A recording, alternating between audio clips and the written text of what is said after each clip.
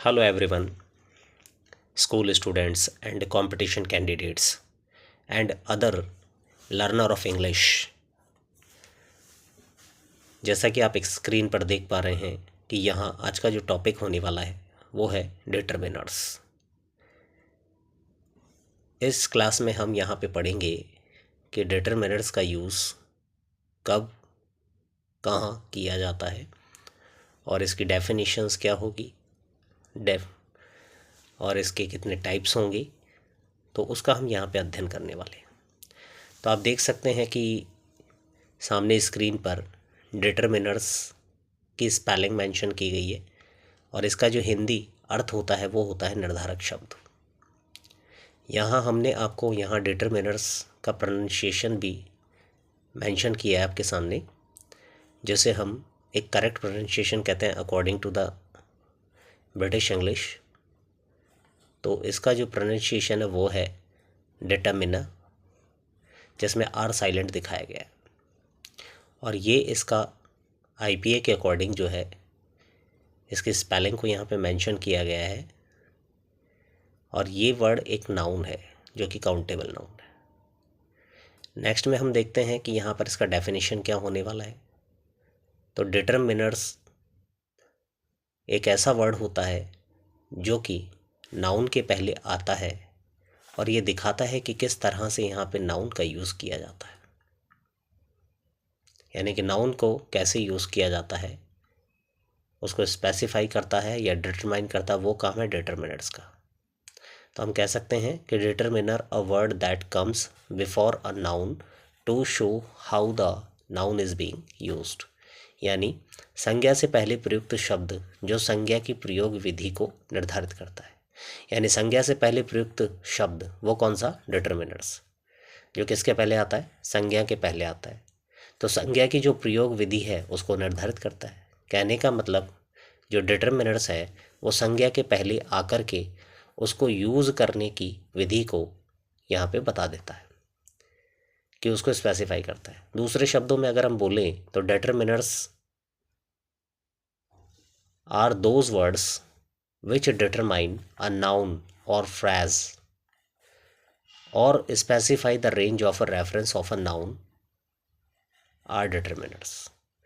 तो हमारा कहना है कि यहाँ पर जो डिटरमिनर वर्ड्स होते हैं वो डिटरमाइन करते हैं नाउन को या फ्रेज को, या फिर स्पेसिफाई करते हैं किसको, the range of reference of a noun, कि एक नाउन की जो संदर्भ की, कि क्या संदर्भ है, यहाँ पे प्रसंग क्या है, जो प्रसंग है उस प्रसंग की सीमा क्या है, यानी कि वो कैसे निर्धारित होता है, उसे हम डिटरमिनर्स कहते हैं।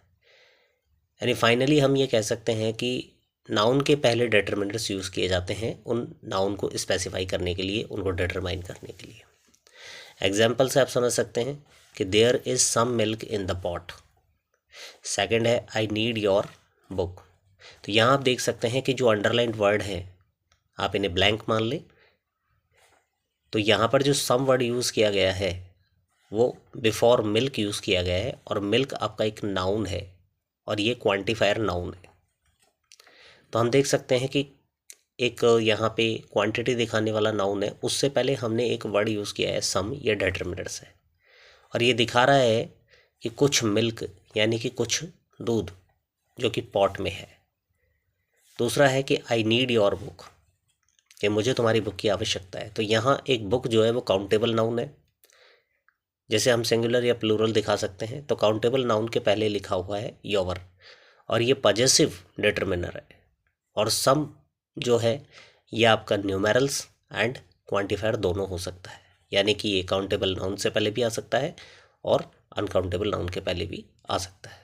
ठीक है, तो इसके बाद हम देखते हैं कि जो सेकंड पार्ट हम पढ़ने वाले हैं वो देख रहे हैं differences between determiners and adjective, यानी कि डिटरमिनर और एडजेक्टिव में क्या अंतर होता है। तो यहाँ आपको समझाने के लिए एक शॉर्टली दो पार्ट बना दिए गए हैं, एक डिटरमिनर्स का है, एक एडजेक्टिव का है। तो आप डिटरमिनर्स के लिए कुछ एग्जाम्पल देख लें और फिर यहाँ पे हम आपको इसको डिस्क्राइब करेंगे, इसको एक्सप्लेन करेंगे। तो पहला जो है यहाँ पे डिटरमिनर्स का वो है एवरी स्टूडेंट हैज़ इंटेलिजेंसी। यहाँ आप देख सकते हैं कि जो एवरी वर्ड है वो डिटरमिनर वर्ड है और उसका यूज़ स्टूडेंट से पहले यानी कि नाउन से पहले किया गया है। तो ये आपको मेंशन किया गया है कि एवरी डिटरमिनर्स है, स्टूडेंट नाउन है, और ये यूज़ आपको दिखाया गया है यहाँ पे कि ये एट्रीब्यूटिव यूज़ है और वो किससे पहले होता है, बिफोर नाउन। तो कहने का मतलब है डिटरमिनर क्या है, एवरी, और उसका यूज़ किससे पहले, नाउन से पहले। तो जस्ट नाउन से पहले होने वाला जो यूज़ होता है वो होता है एट्रीब्यूटिव यूज़। दूसरा भी आप एग्जाम्पल देख सकते हैं, आई लाइक एवरी स्टूडेंट।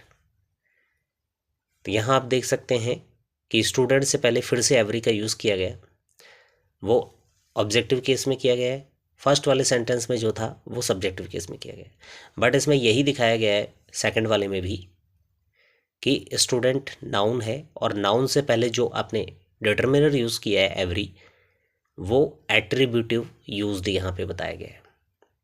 तो इसलिए कहा जाता है कि डिटरमिनर जो होता है ना वो ओनली एट्रीब्यूटिव यूज़ किया जाता है, और एट्रीब्यूटिव यूज़ का मतलब जो है बिफोर नाउन, यानी नाउन से पहले यूज़ होगा। सेकंड साइड हम देख सकते हैं कि जो एडजेक्टिव है उसमें सेंटेंस कैसे बन सकते हैं। तो फर्स्ट सेंटेंस आप देख सकते हैं कि राम इज़ इंटेलिजेंट। यहाँ आपने देखा कि राम इज़ अ नाउन और इंटेलिजेंट इज़ अ एडजेक्टिव। तो राम से जो एडजेक्टिव वर्ड है वो आफ्टर वर्ब आ रहा है, और जब भी एडजेक्टिव जो है नाउन से दूर चला जाता है या प्रोनाउन से दूर चला जाता है यानी कि वर्ब के बाद आता है, तो वो एक प्रेडिकेटिव यूज़ कहलाता है। तो नीचे आपको मेंशन किया गया है प्रेडिकेटिव, तो ये प्रेडिकेटिव यूज़ है। और एडजेक्टिव का जो सेकंड एग्जांपल है उसमें हम देख सकते हैं इंटेलिजेंट स्टूडेंट्स आर असेट्स। अब यहाँ आप देख सकते हैं कि इंटेलिजेंट एक एडजेक्टिव वर्ड है और स्टूडेंट्स नाउन है, और स्टूडेंट से पहले जो है इंटेलिजेंट वर्ड का यूज़ किया गया यानी एडजेक्टिव का यूज़ किया गया है। तो इसका मीन्स क्या हुआ कि यहाँ पर जो है वो स्टूडेंट्स से पहले आ रहा है, तो ये यूज़ आपका एट्रीब्यूटिव यूज़ होगा।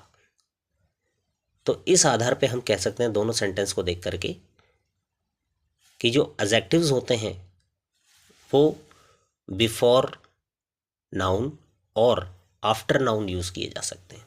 तो दोनों का जो डिफरेंस सामने आ रहा है डिटरमिनर्स का और एडजेक्टिव का, वो ये है कि डिटरमिनर्स जो हैं वो नाउन से पहले लगाए जाते हैं, एडजेक्टिव्स जो होते हैं वो नाउन के पहले और नाउन के बाद में लगाए जाते हैं।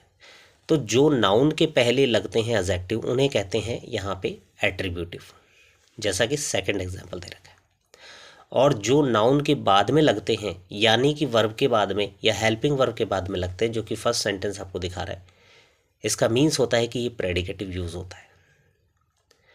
तो I hope you have understood about the meaning, definition of determiners and difference between determiners and adjective। तो आपसे उम्मीद करता हूँ कि आपने यहाँ पर डिटरमिनर्स का मीनिंग, प्रोनाउंसिएशन और उसकी डेफिनेशन और साथ ही साथ वहाँ पे डिटरमिनर्स और एडजेक्टिव के डिफरेंस को बड़ी आसानी से समझा होगा। अगर आपको ये वीडियो अच्छा लग रहा है तो मुझे कमेंट करें ताकि मैं इसका नेक्स्ट वीडियो आपको प्रेजेंट कर सकूँ। Thank you very much.